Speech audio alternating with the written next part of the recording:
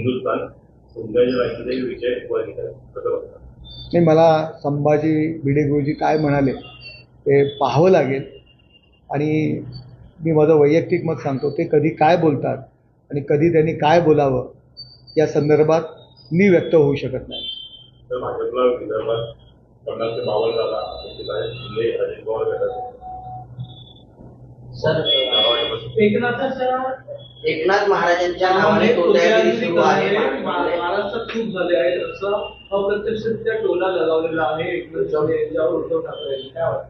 मला हेच म्हणायचं आहे की टोमणे मारण्याशिवाय त्यांना दुसरं काही येत नाही. मी त्यांना हेच सांगतोय की हिंदू हृदय सम्राट शिवसेना प्रमुख माननीय बाळासाहेब ठाकरे यांचे आपण वारसदार म्हणताय.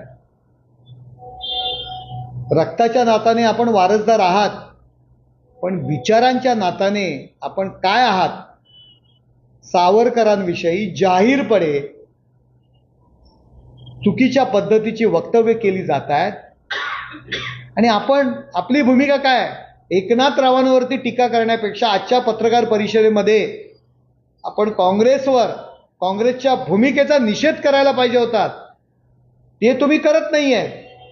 आता एकनाथ शिंदे यांना जर जनता त्यांच्या पाठीमागे जात असेल, ते सर्व मान्य होत असतील, तर तुम्हाला पोटदुखी कशाला पाहिजे? आपण आपल्या मतांवर बोला, पक्षाच्या मतांवर बोला. पक्षाचे विचार, पक्षाची तत्व, हिंदू हृदय सम्राट शिवसेना प्रमुख माननीय बाळासाहेब ठाकरे यांचे विचार, यावर बोला ना. आपण काय अंगीकारलंय त्याच्यावरती बोला. मी जाहीर आव्हान करतोय की सावरकरांचा ज्या पद्धतीने अपमान होतोय आणि निवडणुकीच्या तोंडावरती काँग्रेसने केलेलं एक षडयंत्र आहे. मुद्दाहून स्वातंत्र्यवीर सावरकरांचा अपमान करायचा हा त्यांचा एकमेव अजेंडा आहे. त्या काँग्रेसच्या मांडीला मांडी लावून आपण बसलाय.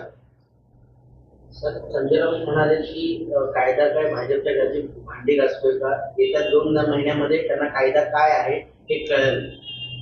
कायदाच्या बाबतीत भाजपच्या घरची भांडी घासतोय का अशा पद्धतीचे वक्तव्य करून संविधानाचा अपमान संजय राऊत करतायत.